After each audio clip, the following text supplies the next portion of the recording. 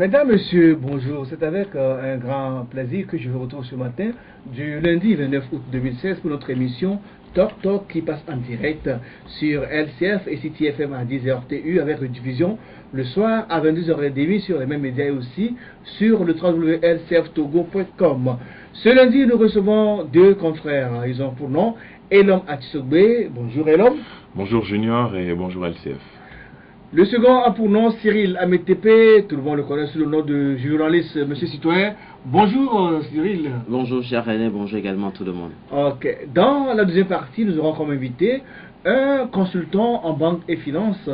Il est aussi politique, il a comme nom Jonas Komla Siliadin. Il a été chef du cabinet du Premier ministre Bobé Kodjo. Avec lui, on va parcourir tout ce qui constitue l'actualité politique et économique de ces derniers jours chez nous au Togo. Avant tout, mesdames et messieurs, voici la une des journaux.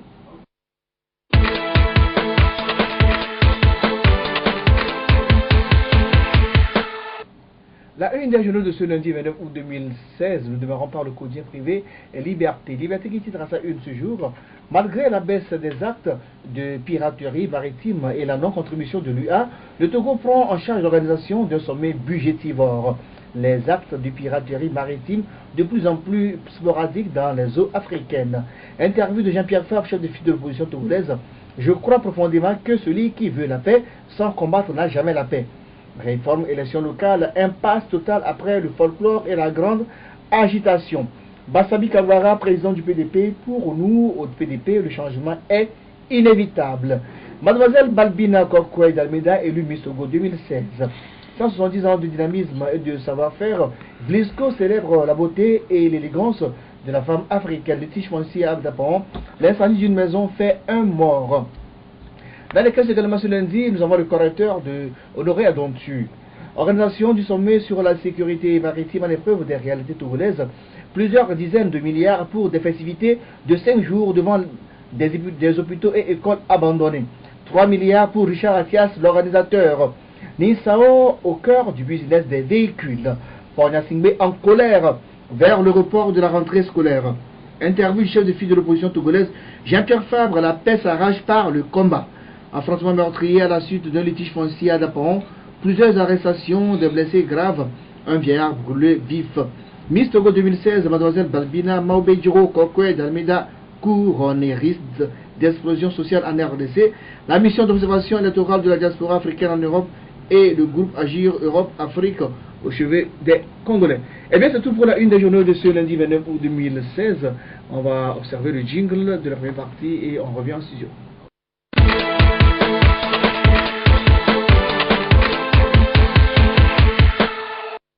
Retour en studio avec nos confrères Elom Atisogbe et Cyril Ametepe. Bonjour. Bonjour. On va commencer par l'élection Miss Togo 2016.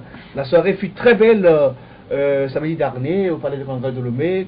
Mademoiselle Balbina Maubejiro Kokwe d'Almeida, 20 ans, 1m82, deuxième année étudiante en deuxième année de journalisme en France, a été couronnée. Elle est devenue depuis donc l'aube du dimanche la plus belle fille du Togo, la reine de la beauté togolaise. Et le Matisoué, comment avez-vous accueilli ce choix? Bon, d'abord, il faut dire que je ne suis pas un habitué en tant que tel de l'événement, mais bon, pour le peu que j'ai suivi en cette nuit du 27 août au niveau du Palais des Congrès, j'avoue que par rapport au choix de la Miss, moi je n'ai pas de commentaire à faire par rapport à ça, mais moi je voudrais beaucoup plus me prononcer sur le déroulement même de l'événement. Non, pas du choix d'abord. On viendra non, c'est-à-dire que vous savez, la beauté est relative. C'est-à-dire à ce stade-là, je peux pas dire moi-même que le choix de cette Miss-là est un bon choix pour le public. Ou pas? Oui, mais bon, dans une certaine mesure, vu qu'il y a une certaine unanimité, puisqu'il y a des gens qui ne contestent pas, ça veut dire qu'il y a une unanimité autour de celle qui a été choisie, puisque lors des éditions précédentes, on a suivi beaucoup plus des gens qui ont contesté le choix des Miss, mais cette année, on a remarqué qu'il y a une accalmie, les gens ne se sont pas plaints. La salle a applaudi. Oui, voilà, donc les gens ne se sont pas plaints du fait d'avoir choisi Mademoiselle d'Almeida comme Miss Togo 2016, donc ça veut dire que c'est à son honneur, ça veut dire que c'est une élection qui a été faite dans le respect du choix du public. Bon, maintenant, par rapport aux dauphines, on a vu une dauphine qui n'était pas contente. Qui boudait carrément voilà, la deuxième dauphine qui boudait carrément les caméras et les flashs des photos, et qui était là juste pour dire aux gens que je n'étais pas d'accord à travers le regard, qui n'était pas du tout d'accord par rapport à cette élection en tant que deuxième dauphine. Mais de toutes les manières... On dirait qu'elle ne connaît pas les critères, parce qu'en principe, ce n'est pas la dernière partie, ce n'est pas l'interview qui justifie le choix forcément de la Miss, parce qu'elle a fait, on fait la moyenne de toutes les étapes. C'est ce qu'elle ne comprend pas. C'est pas la dernière étape qui est l'interview, parce que tu aurais bien répondu à la question que tu dois forcément Miss. Parce que quand ils finissent, on fait toujours une moyenne de toutes les étapes, du début jusqu'à la fin. Oui, bon, peut-être qu'il faut expliquer ça aux candidats. Elle le savait. Oui, mais c'est-à-dire, vous savez, elle était confrontée à quelque chose l'année dernière. Elle a dû répondre à une question de façon louche. Elle a relevé le défi. Elle a relevé le défi cette année. Et je pense que c'est beaucoup plus ça qui l'a motivée à revenir cette année, pour prouver aux yeux du monde, oui, à la face du monde, que oui, elle est capable de pouvoir répondre à une question sans hésiter et répondre objectivement. Oui, voilà. Et donc pour elle, le fait d'avoir répondu comme ça à cette question lui donnait le passe pour être la Miss, sauf qu'il y a des critères assez bien définis, bien élaborés, comme vous venez de le détailler. Et donc par rapport au choix même de la Miss, je pense que comme il n'y a pas de contestation, et c'est un choix qui a recueilli l'assentiment du public, et donc félicitations au jury et au comité national par rapport à ce choix. Alors, parlons présent du déroulement de la soirée, à proprement dit. Nous pouvons aujourd'hui applaudir le comité national Miss Togo pour avoir relevé aujourd'hui le défi de l'organisation. Tout s'est déroulé en 3 heures chrono. Oui. Merci. Je ne suis pas hypocrite de nature, donc je dis ce que je pense, pour dire que le défi n'est pas relevé.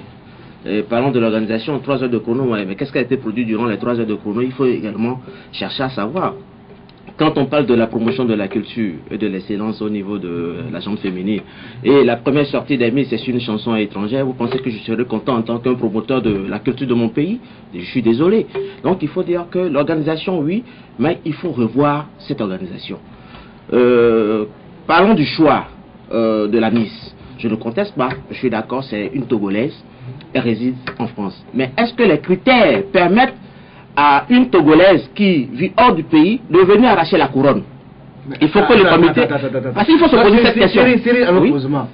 Le comité, le concours national Miss Togo est ouvert à toute candidate, à toute fille togolaise. Mademoiselle Dalmeda Kwakwa était togolaise, oui ou non? Togolaise, résident au Togo ou résident hors du pays. Parce qu'il faut que les critères... Le critère n'a jamais dit qu'il faut vivre sur le sol. Non, c'est bon, je pose la question. C'est comme une élection présidentielle quand même.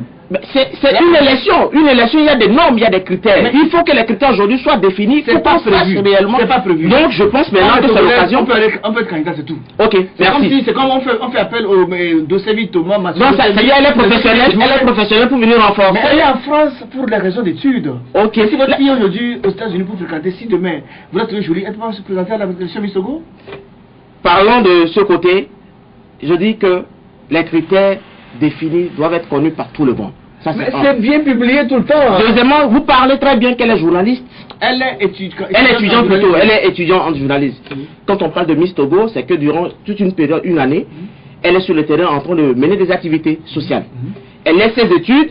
Nous sommes en train de faire la promotion de l'excellence. Elle va laisser ses études, elle revient s'installer au Togo, vivre ou continuer ses études au Togo et mener les activités. Point d'interrogation, that is the question. Mais elle a dit en conférence de presse qu'elle va vivre, elle va passer toute l'année du mandat au Togo. Donc ça veut dire qu'il y a des écoles qui forment en journalisme quand même. Il y a des écoles qui forment en journalisme. Oui. Junior, je suis d'accord. Mais elle fréquente à quelque part et subitement, c'est-à-dire il n'y a même pas eu à programmer un revirement à 360 degrés. Elle se retrouve au Togo pour fréquenter encore dans ces conditions. Vous pensez qu'elle peut continuer? Si elle peut, tant mieux. Mieux encore, elle aura des bourses d'études SGIS. Elle peut faire autre chose, même peut-être avec son élection, elle peut maintenant envisager le haut niveau, peut-être le journalisme, c'est pas son choix parce qu'elle avait les moyens. Maintenant, elle aura des bourses d'études SGIS, elle va aller faire mieux encore. Comment l'appelle-t-on, de témoignages pour que les autres filles, les autres sœurs aussi emboîtent le pas. Mais parlons de l'organisation, moi je voulais relever quand même ce point, qu'aujourd'hui, quand on parle de la promotion de la culture togolaise, il faut valoriser nos talents. Le Togo dispose des talents. Vous voyez, je ne vois pas une élection de Miss où on invite un artiste togolais dans un autre pays pour venir prester. Alors chez nous au Togo, on met d'abord en valeur l'artiste étranger, parce qu'il faut relever ces défis. Il faut donner aussi cette chance aux Togolais de prouver de quoi ils sont capables. On invite des artistes étrangers pour ouvrir le bal. Il y a seulement une artiste étrangère cette année. Il y en a une seule. Une, c'est beaucoup. Mais c'est pas beaucoup. Attends, n'oublie pas que l'élection Miss Togo a des sponsors. Et les sponsors ont leurs exigences. Mais attendez, Junior, c'est comme nous sommes sur notre planète. On parle de la valorisation de la culture togolaise. On ne parle pas de la valorisation de la culture africaine. C'est deux choses différentes. Alors, est-ce parce que Rémi s'est venu fois dernière que le Togo... Moi, je ne fais pas allusion mais c'est devant même les Miss. Les Miss, même avant de sortir, vous avez vu, vous savez quelle chanson? C'est une chanson étrangère. C'est pas une chanson togolaise. Et c'est normal. Et après, tout ça était togolais. Mais est-ce qu'il faut d'abord mettre en avant mais qu'est-ce que le patriotisme nous demande? C'est une question de chorégraphie. Moi j'ai vu au Zimbabwe, j'ai vu sur les chaînes au Zimbabwe, en Ouganda, les gens dansaient sur les pas de tout fan. Mais c'est... Mais non, écoutez... Non, attention. Attends. C'est comme un récital. Vous suivez peut-être des événements au Ghana. On danse sur les pas des chansons togolaises. Mais ça ne veut pas dire forcément que ce qui se fait ailleurs, mais qui n'est pas dans le même contexte, qu'il faut forcément l'appliquer au Togo. Il faut qu'on soit honnête envers notre patrie. Il ne faut pas qu'on nous impose quelque chose. Moi je dis que le comité aurait quand même faire mieux en nous proposant des talents. Il y a des artistes qu'on pouvait mettre sur la scène et réveiller le public. Les Califs sont arrivés. On a vu Phoenix Calif, on a vu Jefferson, on a vu Almok. Non, moi je parle d'abord, quand vous dites vous êtes togolais. Il faut que l'on parle. Oui, je vais laisser la parole. Quand on dit qu'on est togolais, Junior, excuse-moi, quand on dit qu'on est togolais, il faut montrer de quoi nous sommes capables. Vous avez vu toujours quand vous m'invitez sur le plateau, c'est pas pour rien, c'est pas pour orner mes costumes. J'ai les couleurs. Mon mouchoir aux couleurs du drapeau togolais, c'est que je valorise mon pays. Vous pouvez mettre d'autres mouchoirs pour valoriser et peut-être un autre pays, mais je valorise parce que c'est le Togo. Merci. Donc il faut avoir cette culture dès maintenant afin de pouvoir amorcer le développement. Sûrement que M. Vaka, Kodio, Gaspard et tous les membres du comité Miss Togo nous suivent actuellement, ils vont tenir compte de vos remarques pour la prochaine édition. Alors, Ella Matissogo, on a vu la décoration avec les jeux de lumière de Gold Communication. Tout a été vraiment nickel ce qu'on à Miss France. Oui, non, c'est-à-dire que par rapport au décor, il n'y a pas de problème. Ça, c'est le décor artistique, etc. Je pense que, bon, je dirais chapeau à l'organisation par rapport au décor, etc. Mais moi, ce n'est pas ça beaucoup plus le débat. Le débat se situe même au niveau des épreuves que passent les Miss. Et l'épreuve redoutable, l'épreuve la plus redoutée par les Miss, c'est les questions-réponses. Et donc l'interview. Et donc cette année, on a l'impression que chaque année, il y a toujours ce problème qui se pose. C'est-à-dire qu'avant même le déroulement de la grande finale, les gens sont curieux, pas du fait qu'ils veulent voir la dame qui sera élue nouvelle Miss, mais parce qu'ils veulent voir ou bien ils veulent écouter les Miss répondre à des questions. De façon catastrophique. De façon catastrophique. C'est ce que les gens attendent, c'est-à-dire que les gens sont connectés, les gens suivent l'élection Miss Togo parce qu'ils savent que bon, à un moment donné de l'élection, ils vont rire à gorge déployée, etc. Et donc cette année encore, on a eu à vivre ça. Et je sais que c'est la défaillance du système éducatif togolais qui s'est révélé encore au grand jour. Sur les 10 filles qui étaient en finale par rapport aux interviews, mais 2 seulement ont pu répondre à leurs questions. Les 8 restantes là, c'était de la cata. Non, mais moi je ne dirais pas que c'est la défaillance du système éducatif togolais. C'est-à-dire qu'aujourd'hui, non, les meilleures femmes, les meilleures filles, les filles intelligentes ne sont pas forcément candidates à Miss Togo. Il faut qu'on soit d'accord. C'est-à-dire que ceux qui sont, les dames qui sont brillantes, etc. à l'école, disent que bon, ils ne sont pas intéressés par l'élection. Maintenant, celles qui sont intéressées par l'élection font acte de candidature et c'est le comité qui peut sélectionner celles qui veulent aller à l'élection Miss Togo. Mais on a au Togo de belles têtes, des gens qui pensent bien, qui peuvent répondre valablement à des questions, comme celles qui ont été posées la dernière fois lors de l'élection Miss Togo. Mais celles qui ont été choisies, celles qui ont été choisies pour concourir à l'élection de la plus belle femme du Togo, mais c'est des gens qui, selon le jury, ont mérité. Et donc c'est les meilleurs qui sont les 20 qui ont été choisis, surtout étendu du territoire national. Mais maintenant, je ne sais pas, je sais que lors des entraînements, il y a ce qu'on appelle la chorégraphie, et donc il y a un coach qui supervise les filles, qui les prend en charge, etc. Mais quand il s'agit de répondre aux questions, on voit qu'il y a une défaillance. Cette année, par exemple, on sait que les questions portaient sur l'environnement. Oui. Maintenant, l'environnement c'est vaste. Je ne sais pas si en amont on a parlé, on a dit aux candidats que cette année, votre domaine c'est l'environnement. Elles ont été coachées là-dessus, elles ont été bien informées. Ok, Oui. donc si une candidate est bien informée sur l'environnement, autant que faire se peut, elle doit s'informer, elle doit se cultiver dans ce domaine. Oui. Mais autre chose, c'est-à-dire que quand vous êtes candidate à l'élection de la plus belle, la plus belle femme du Togo, et que vous êtes sur le podium, et qu'on vous pose une question, par exemple, qu'est-ce que le développement durable? Vous voyez que, tu sais, on sait que depuis quelques années, on parle du développement durable. Mais il y a des gens qui tombent dans la facilité et disent que bon, le développement durable, moi je peux répondre. Mais si quelqu'un le prend comme ça, on dit il y a 50 000 téléspectateurs, il y a 3 000 personnes en direct, on vous pose une question, qu'est-ce que le développement durable? Junior, je vous dis que de toi à moi, les gens ne vont pas pouvoir répondre. C'est ça le trac. Oui, c'est que les gens ne vont... Donc il faut comprendre les filles aujourd'hui. Oui, c'est-à-dire que les gens ne peuvent même pas répondre à cette question. Il n'y a même pas de trac. C'est-à-dire qu'il y a des gens qui ne sont pas... et qui sont en train de se moquer de ces demoiselles, mais qui ne sont pas capables même de vous définir ce qu'on appelle la faune. Je suis sérieux. Donc maintenant, au niveau du trac de ces filles, etc., il va falloir que le comité puisse revoir cette épreuve-là. Si on coach les filles sur l'environnement, il faut que les questions soient bien revues. Il faut demander aux filles de bien se cultiver sur les aspects ou les domaines qu'on leur donne par rapport au coaching. Peut-être que les filles, quand elles étaient encore élèves, elles ne faisaient pas les récitations comme elles faisaient au cours primaire. Peut-être que c'est géologique, elles faisaient pas les exposés. Oui, c'est vrai, mais c'est ça qui forme à supporter le public. Oui, Par exemple, vous venez devant la classe, vous exposez les trucs, et le roi, tout ça là, mais peut-être qu'elles ne faisaient pas ça. Oui, puis il y a une habitude du public aussi. Il y a une habitude du public, c'est-à-dire quand vous n'êtes pas habitué à parler devant un public assez impressionnant, ou avec peut-être en présence de 2 ou 3 personnes, et quand vous posez une question, qu'est-ce que la faune? Et qu'est-ce que la flore? Vous définissez la faune comme étant la flore. Mais celle qui a répondu cette question, il faut dire qu'elle est étudiante en master 2. Et c'est quand même scandaleux. Oui, mais c'est ça. C'est ça le problème. C'est-à-dire que c'est pourquoi je dis, au niveau du comité, il va falloir qu'on puisse travailler sérieusement sur l'épreuve des questions-réponses.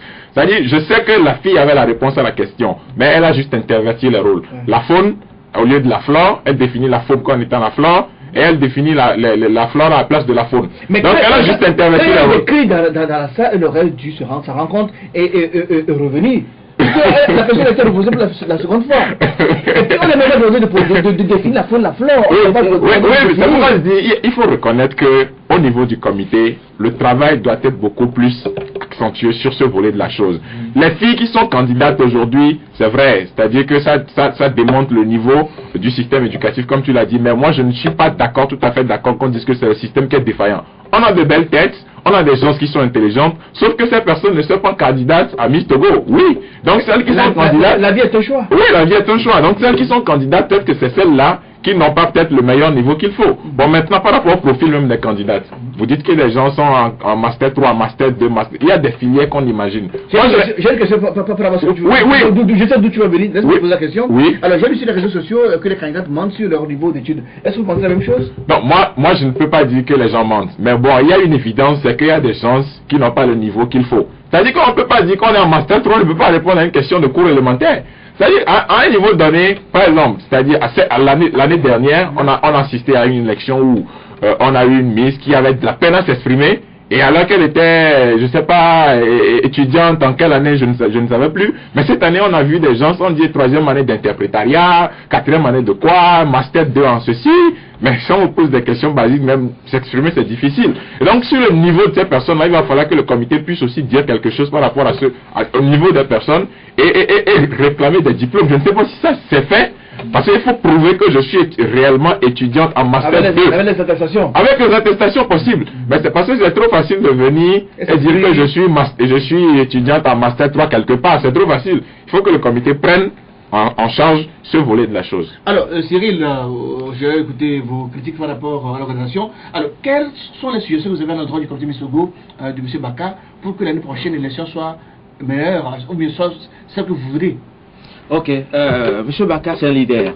Il a rêvé, il a osé, il a trouvé des stratégies et des moyens pour réaliser son rêve. Ça, c'est déjà la bonne étape. La meilleure façon maintenant, c'est de démocratiser ce rêve, de permettre à de nouvelles têtes bien acquises pour pouvoir apporter encore un souffle. Le bébé est né, il grandit, mais c'est comme on avait 2 ans. Il avait 2 ans, mais il est encore sous l'effet de décès de sa maman. Pourquoi? C'est ça que nous sommes en train de regarder. Vous voyez, quand on est en train de parler du niveau de ces filles. Mais attends, non. Cyril MTP. Oui. Est-ce la faute à M. Bakayo, comme c'est dans ce Misogo, quand si les candidats n'arrivent pas à s'exprimer, bien n'ont pas le bon niveau? Oui. Ils assument la responsabilité. Quand on est président d'un événement, d'une initiative, c'est d'assumer, d'endosser ses responsabilités.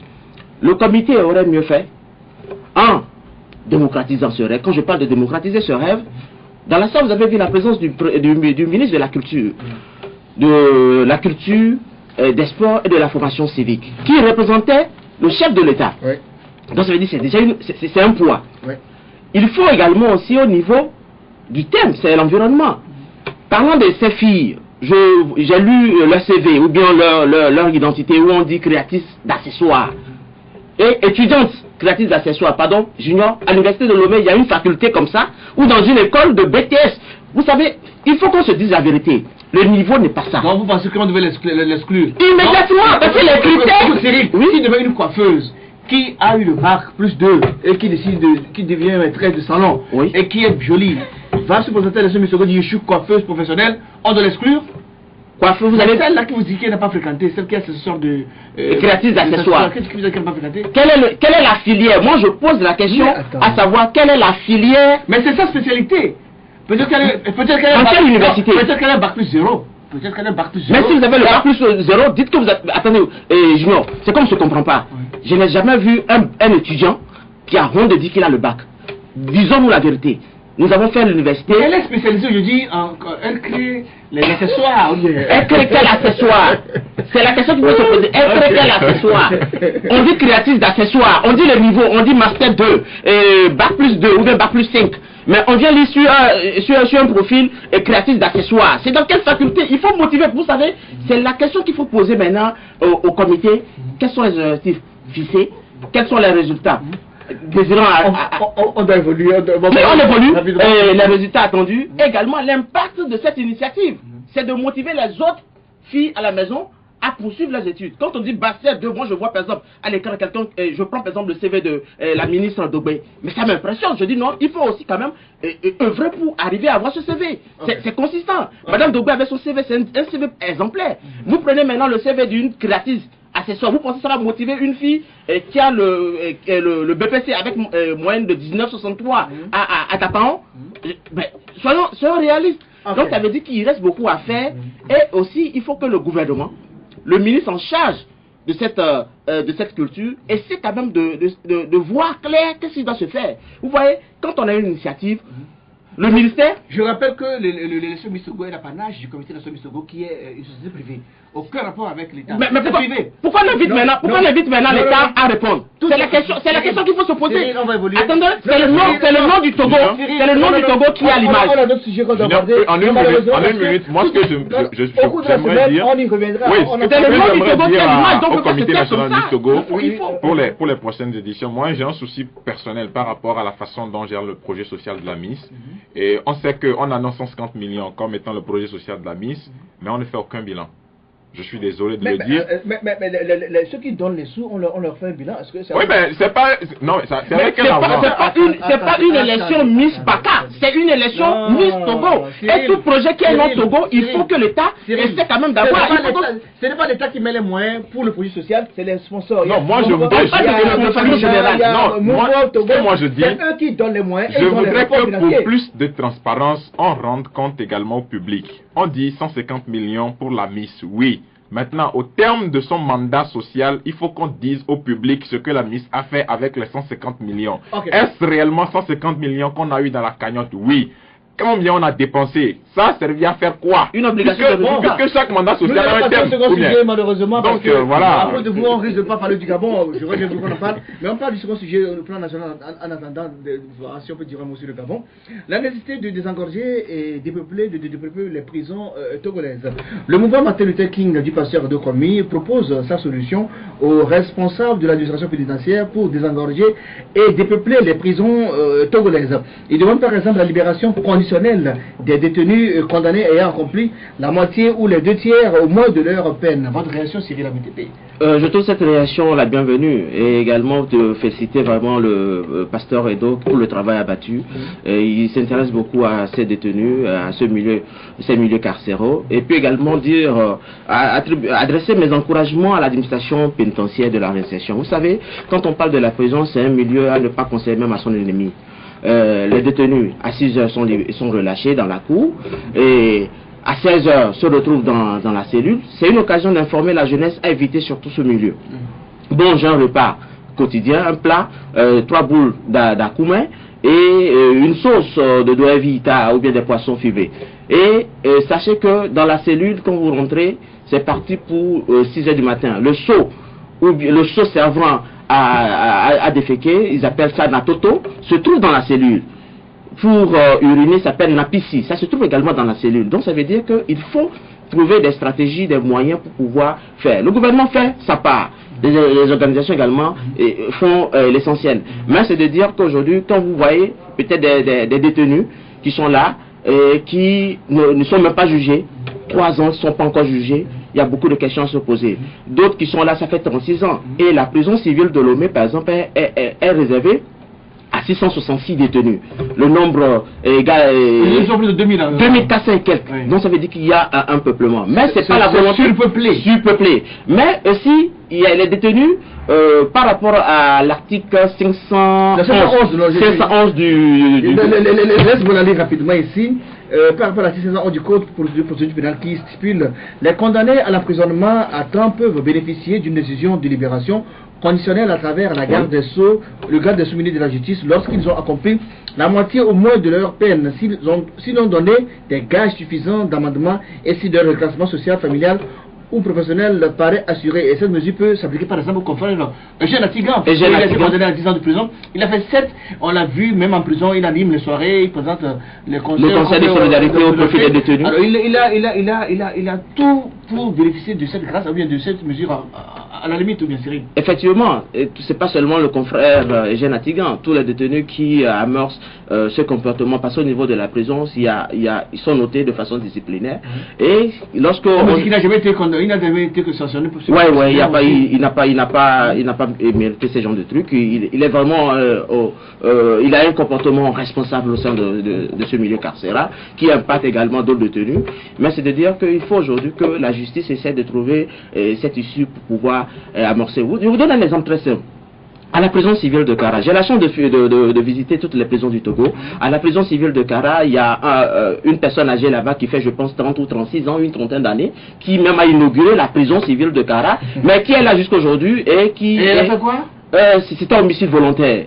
Et qui fait plus qui a fait déjà tout ce temps, mais qui est aveugle. C'est une personne physique aveugle, qui est, c'est-à-dire très fatigué, qui est aidé par 2 détenus chaque jour en train de se déplacer. Et pourquoi on peut les laisser pour donner la Voici des questions qu'il faut se poser. Donc, vous voyez, il y a déjà, la personne est déjà... peut-être qu'on l'a oublié, donc il faut le plaidoyer. Donc, non, peut-être que le ministre, le gars des sources... Oui, donc il doit avoir, le gars, il a fait une tournée, je pense qu'il devait rencontrer ces personnes-là dans ces milieux carcéraux et essayer de voir comment trouver une faille afin de pouvoir désengorger les prisons. On ne peut pas mélanger aujourd'hui, vous prenez peut-être au niveau de la cellule des femmes qui accouchent au niveau de la prison civile de Lomé, et tout récemment il y a une, là juste allé vraiment le ministre et le procureur qui pour le travail abattu afin de pouvoir libérer cette dame avec son enfant qu'elle a accouché au niveau de la cellule, au niveau de la prison pendant 4 à 6 mois, et qui était là et son jugement, mais il a fallu que le droit soit dit et Dieu merci qu'elle est libérée. Donc pareil aujourd'hui, il y a encore une qui vient d'accoucher, à peine ça fait 11 jours. Au niveau de la prison civile de Lomé, il y a une dame qui vient d'avoir un enfant, ça fait 11 jours. Donc il faut trouver un mécanisme approprié afin de pouvoir réparer ces cas sensibles. Et le Mathieu Soubé, donc je le disais tantôt, notre confrère Eugène Atiga, on l'a arrêté en 2009, il est détenu depuis lors, il a été condamné à 10 ans de prison, il a déjà épuisé 7 ans, mais tous ceux qui vont à la prison civile de Lomé vous diront que c'est un monsieur qui est vraiment exemplaire, il maîtrise encore son outil de travail puisqu'il présente les soirées, il présente toutes les cérémonies qu'on fait là-bas à la prison civile de Lomé, et aujourd'hui les voix se lèvent pour qu'on l'élargisse enfin. Oui, bon, je pense que c'est quand même touchant, c'est quand même triste la situation que traverse notre confrère. Je rappelle que entre-temps, il avait amorcé une grève de la faim. On avait tous assisté à ça. Et donc aujourd'hui, il se retrouve dans cette situation. On va plaider pour que son élargissement soit vite fait. Et conformément à l'article 511 du Code pénal, puisque c'est de ça qu'il s'agit. Donc il va falloir qu'on puisse rapidement au niveau de la société civile faire un plaidoyer pour qu'ensemble on puisse trouver les voies et moyens permettant de pouvoir négocier son élargissement. Et donc, on va faire le plaidoyer dans les prochains jours, dans les prochaines semaines, pour que, au niveau de l'autorité, plus qu'au niveau de l'État, qu'on puisse non seulement se soucier de son cas, mais également de ces détenus qui sont dans la même situation et qui ont déjà fait plus de la moitié de leur peine en prison et qui attendent leur élargissement. Et donc, voilà ce que je peux dire sur les cas Eugène Atiba. Alors, un mot sur la présentation du Gabon. Elle s'est déroulée samedi. Tout s'est bien passé, à la limite, selon les observateurs étrangers qui sont très nombreux là-bas.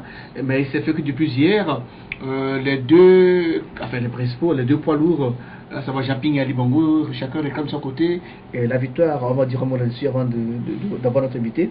Bon, oui, mais bon, ça c'est le propre de l'Afrique, hein. Il y a toujours celui qui est le président sortant qui dit que je suis le candidat élu et celui qui est de l'opposition qui dit que oui, je suis le candidat élu également. Donc on attend de voir ce pourquoi il faut prier maintenant, c'est qu'il n'y ait pas d'effusion de sang, qu'il n'y ait pas de bain de sang. Mais les esprits sont préparés pour ça, hein. Ouais, parce qu'on l'a vu.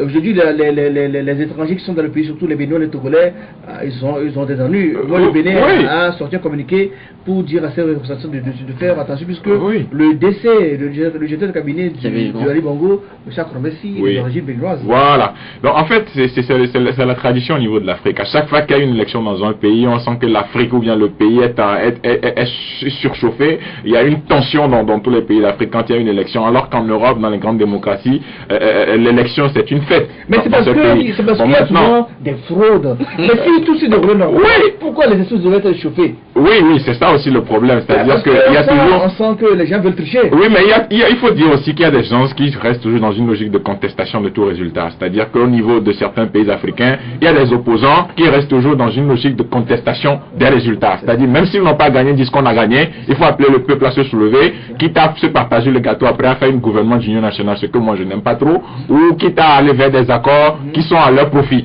Donc il y a les opposants aussi qui se comportent comme des gens qui manipulent les autres, et donc ils sont là à contester au lieu de reconnaître facilement leur défaite, comme Yahi Boni a reconnu, comme monsieur Lionel Zinsou a reconnu sa défaite envers Patrice Talon, qui est aujourd'hui le président de la République du Bénin. Vous voyez que le Bénin, il y a eu une élection mais c'était paisible.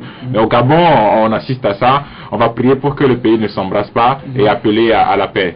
On a vu le Parti socialiste français qui a sorti un communiqué hier, un communiqué qui vient vraiment encore verser de l'huile sur le feu. Le PS semble même reconnaître la victoire de Jamping et demande que la démocratie soit respectée. Moi j'ai lu ce communiqué, je me suis posé la question si Jamping est membre fondateur du PS. Et non, le Gabon n'est pas un quartier de la France. Il faut qu'aujourd'hui ces colons-là sachent que le Gabon n'est pas un quartier ou une rue. Mais le Gabon reçoit les financements de la France. Peu importe, le Gabon reçoit des financements, ça n'engage que ceux qui vont demander ces financements. Mais il y a le peuple qui est là, et je dis qu'il faut vraiment que les deux acteurs, Jamping et le président sortant, Ali Bongo, essaie quand même de mettre en avant l'intérêt de leur peuple. Surtout de trouver cette issue. Vous savez, tout combat se termine autour d'une table de dialogue. On peut que Jamping était l'ex-beau-frère de Ali Bongo. Donc ça veut dire qu'il y a un lien parental. C'est la famille. C'est la famille. Donc il faut tout faire pour préserver l'intérêt national et de se retrouver autour d'une table de dialogue. On peut commencer aujourd'hui à se surchauffer les nerfs, les bains de sang, mais ça se terminera toujours autour d'une table de dialogue. Donc il faut qu'aujourd'hui, l'Union africaine, les autres institutions... L'Union africaine ne dira rien, rassure-toi. Alors on va marquer une pause. Derrière la pause, on va recevoir notre invité. Il s'agit de M. Jonas Komla Siladin, il est consultant en banque et finance.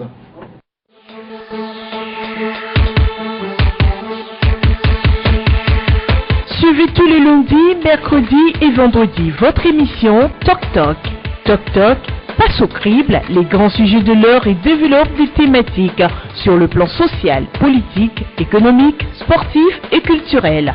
En studio pour en débattre, des journalistes et des experts. Rediffusion la nuit à 22h30.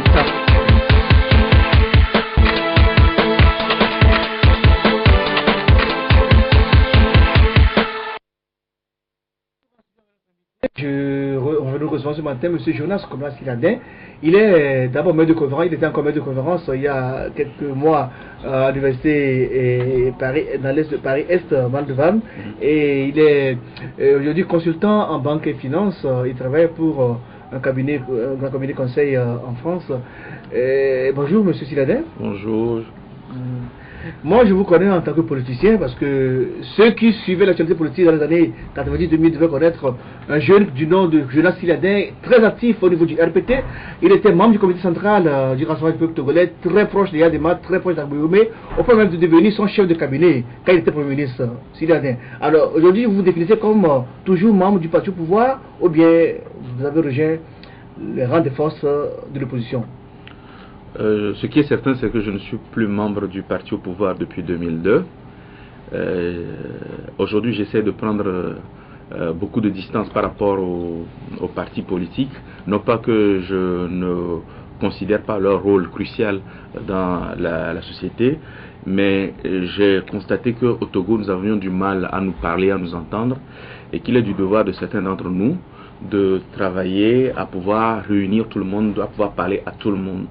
Donc pour pouvoir tenir ce rôle-là, il faut être un minimum à équidistance des partis politiques pour avoir suffisamment de liberté pour dire les choses, que ce soit à l'avantage ou que ça ne favorise pas un camp ou un autre, mais être dans le camp, ce que j'appelle de l'objectivité et si possible de la vérité.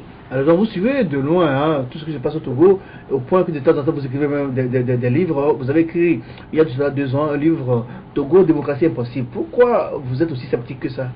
Alors, il y a un point d'interrogation à ce titre. Souvent, on me fait le procès en disant que je suis sceptique. Non, je suis interrogatif. Je me demande si un jour on pourrait consolider la démocratie et parvenir à un niveau d'irréversibilité. On a déjà la démocratie au Togo?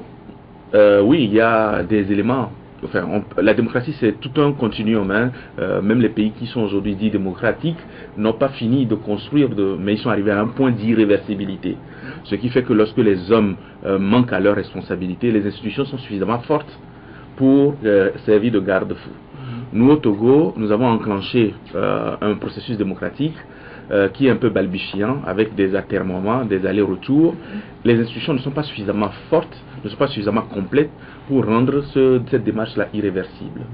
Voilà, c'est pour ça que je me demande si un jour on pourrait arriver à... Alors pourquoi selon vous, depuis 90, où pratiquement tous les pays ont eu de l'alternance, où pratiquement dans tous les pays on voit les anciens présidents, on va voir quand il y a des problèmes, le Togo n'a pas d'ancien président, le Togo n'a pas eu d'alternance? C'est lié essentiellement à la peur de ceux qui détiennent le pouvoir de quitter ou de perdre les rênes du pouvoir et qui n'ont... Il y a cette peur et il y a la volonté aussi de ne pas perdre le pouvoir. Ce qui fait qu'à chaque fois qu'on a un projet politique global au Togo, que ce soit des accords ou des négociations, le parti au pouvoir ou les détenteurs du pouvoir y viennent avec une seule logique, c'est-à-dire quelles sont les mesures qui peuvent nous empêcher ou qui peuvent demain compromettre notre volonté de durer au pouvoir. Ces mesures-là, on les accepte mais on ne les applique pas.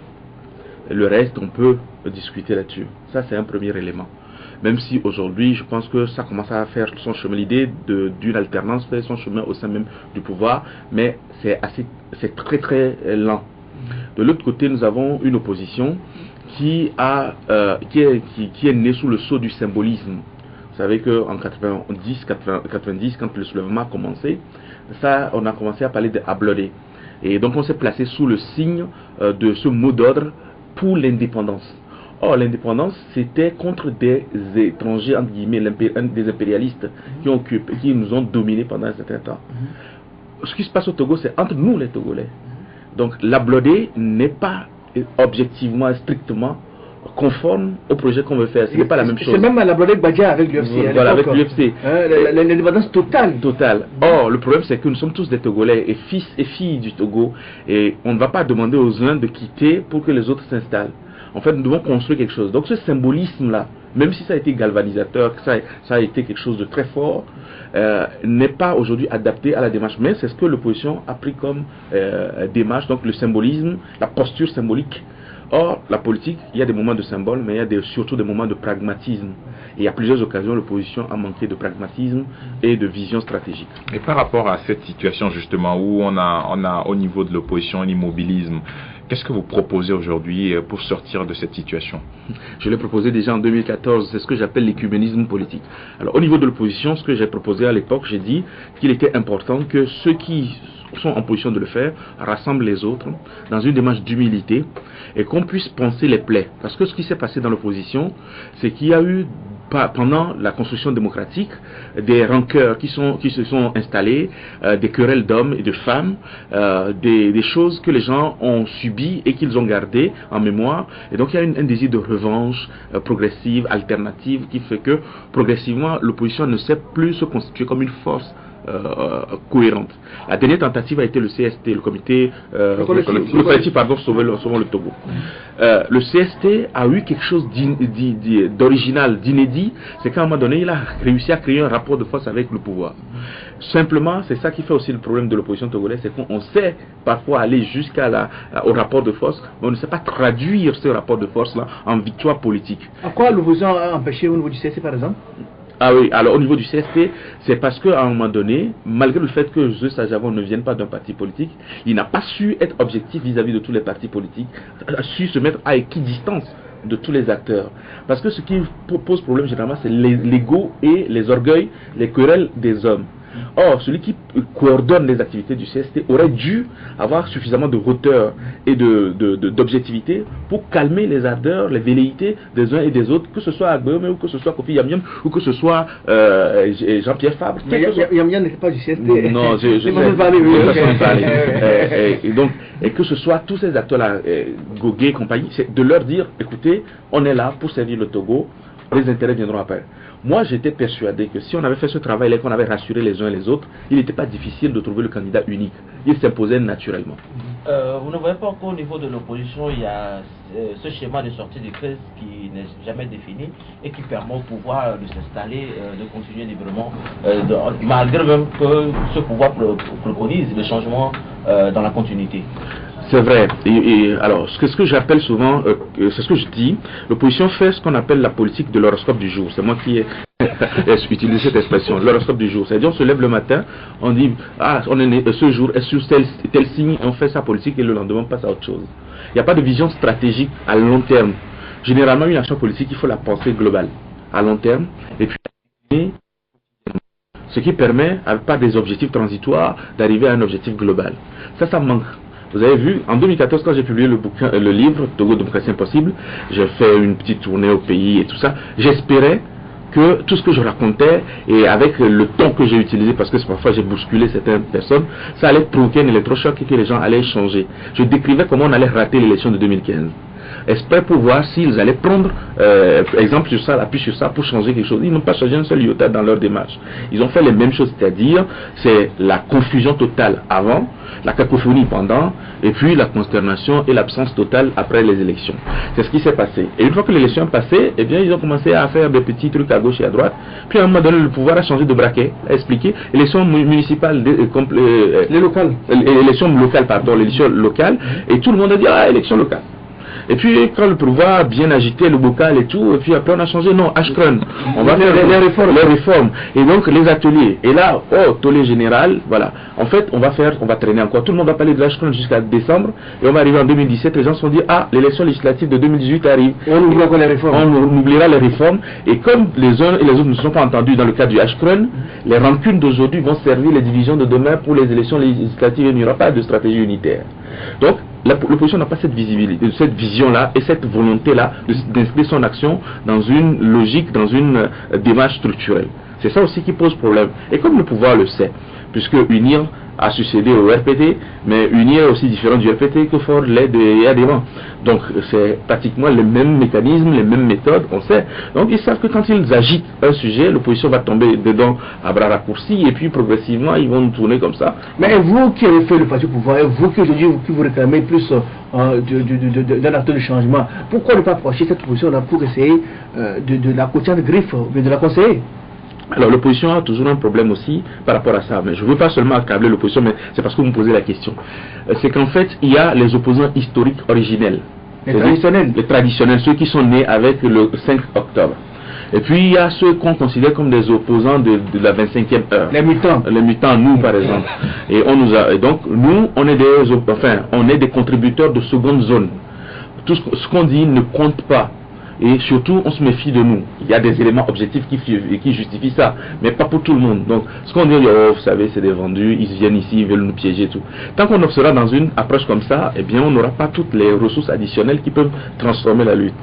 D'autant plus d'ailleurs que nous, pour certains d'entre nous, nous étions au RPT, nous sommes restés au RPT d'abord parce que nous étions convaincus qu'il fallait préparer le RPT de l'intérieur aussi pour ouvrir le pays à la démocratie.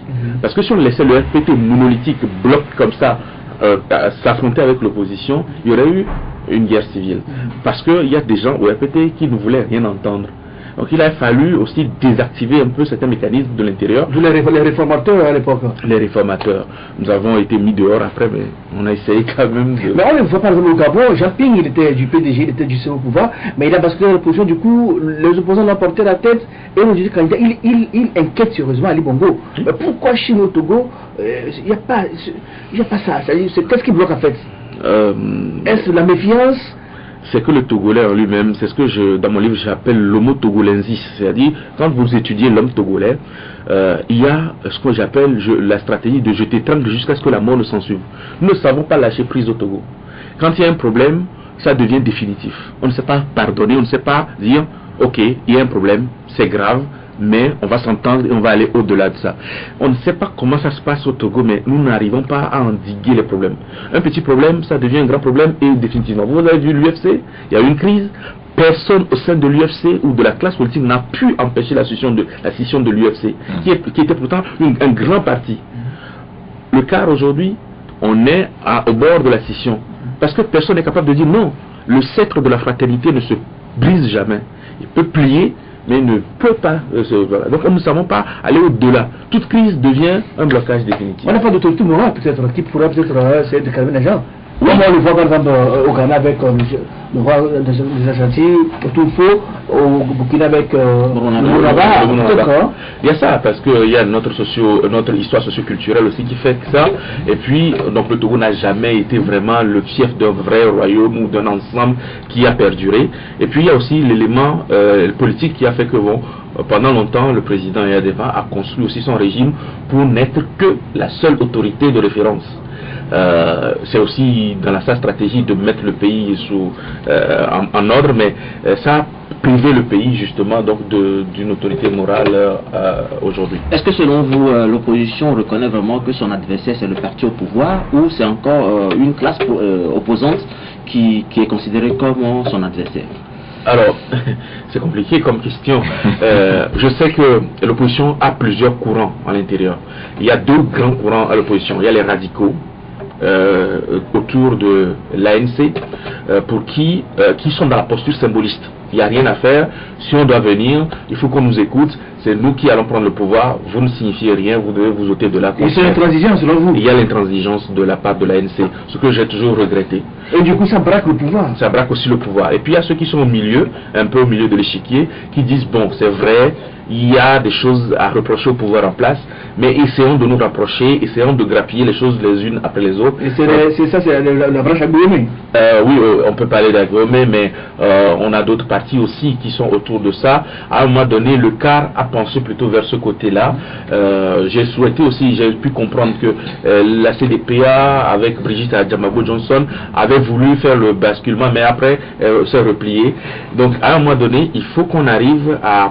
le Togo ne se construira pas à gauche ou à droite, le Togo se construira au centre. quand tous les Togolais se sentiront filles et fils d'un même pays et qu'ils accepteront de parler ensemble. Le radicalisme d'un côté et l'intransigeance de l'autre, ça va faire qu'en fait, à un moment donné, on ne pourra pas se parler.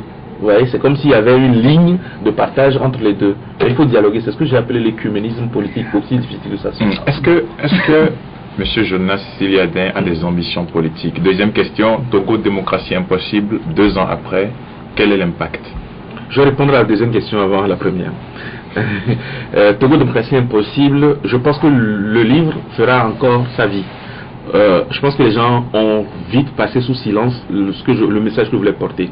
Je précise que ce n'est pas pour des raisons commerciales que j'ai écrit ce livre. Je ne touche pas puisque c'est un livre qui a été publié à compte d'éditeur, c'est pas à compte d'auteur. Donc je ne touche pas de revenus sur le livre ou la vente du livre. L'éditeur a pris le risque de le publier et bon, ça rentre, c'est avec son argent. Mais c'était un message que je voulais passer et je voulais aider la classe politique à avancer. Ce n'est pas un livre pour l'opposition ni un livre contre le pouvoir, c'est un livre pour tous les Togolais. Donc je voulais les aider à avancer, à voir ce qu'on peut faire.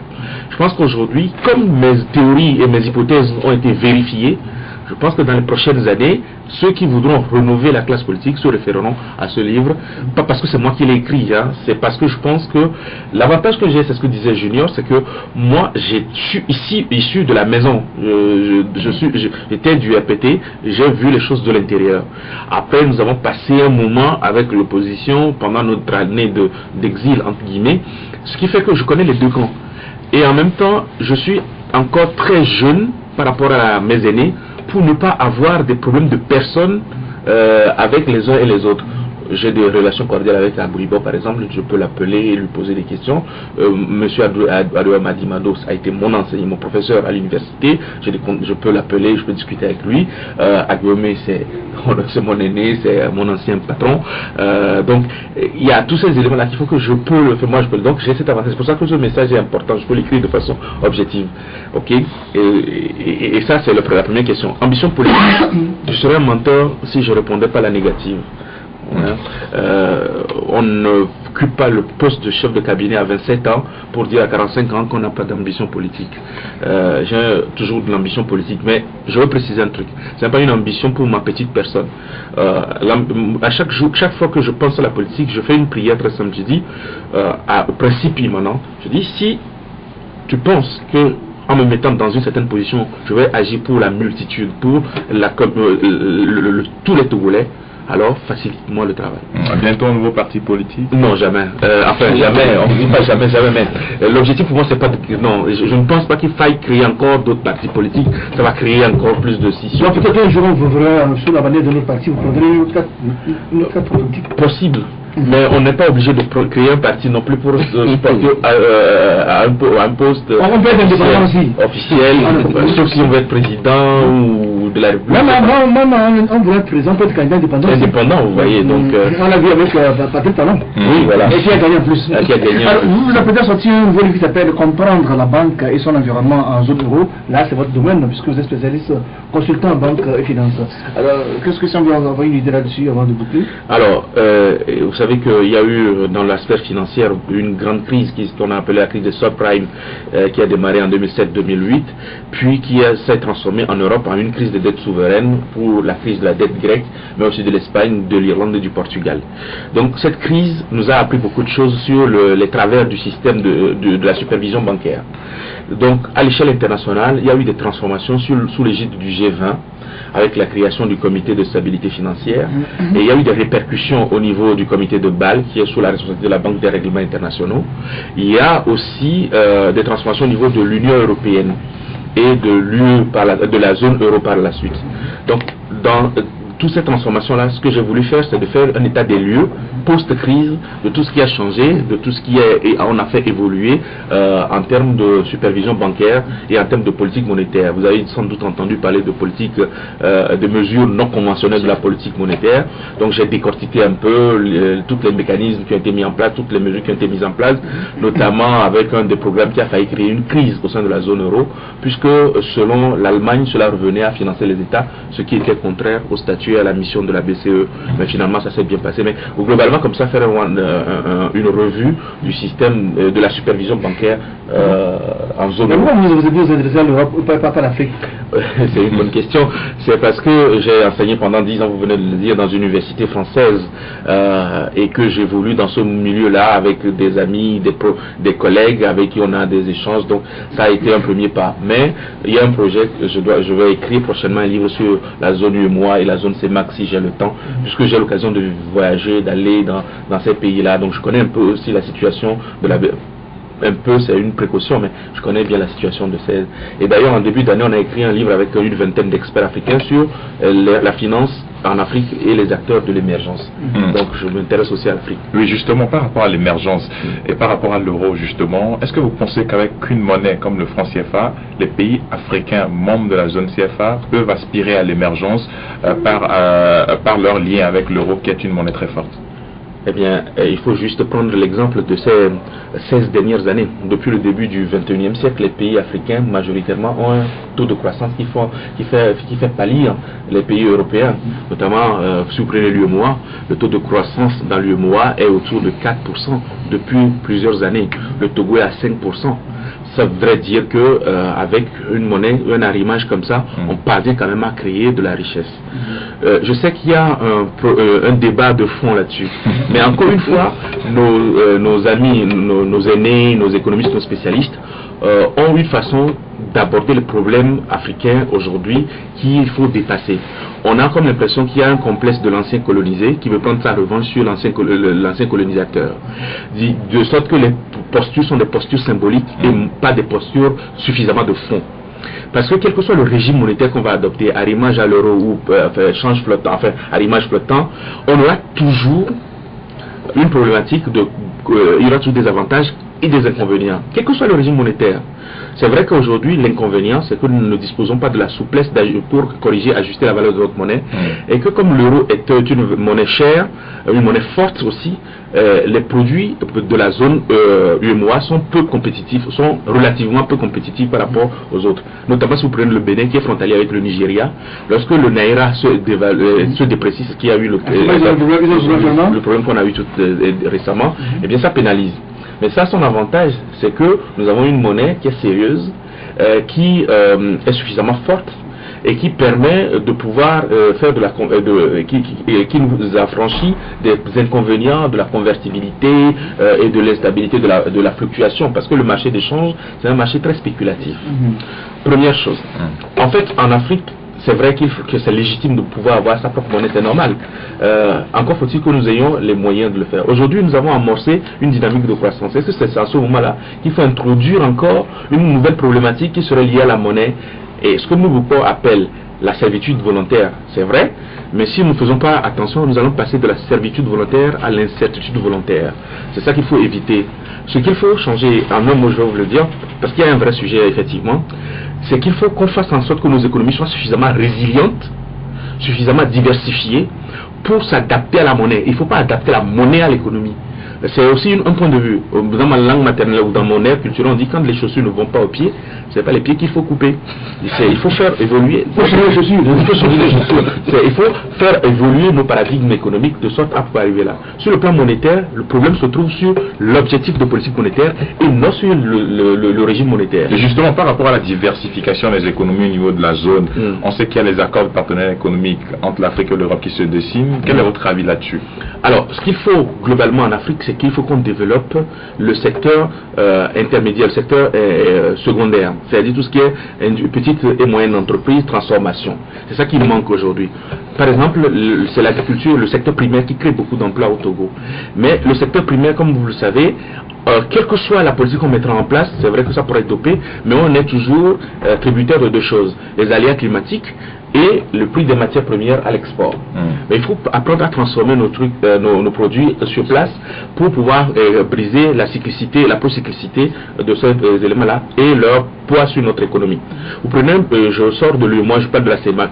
Le repli du prix du pétrole a fait chuter le PIB de la CEMAC de plusieurs points. Ça montre bien que le pétrole occupe trop de place dans l'économie de ces États-là. Le Gabon, la Guinée, le Tchad, le Congo-Brazza. Donc il faut qu'on fasse en sorte qu'il qu'il y ait une diversification. Le secteur des services est très présent, il faut le complexifier, il faut le faire grandir, mais il faut de la transformation. Il faut réorienter aussi le système d'éducation dans nos pays. Partout où vous passez en Afrique aujourd'hui, tout le monde parle de master, de LMD, tout ça. C'est bien, mais pourquoi vous voulez que tout le monde ait le master? Pourquoi vous voulez que tout le monde ait le doctorat? La maîtrise classique et la licence classique sont abandonnées.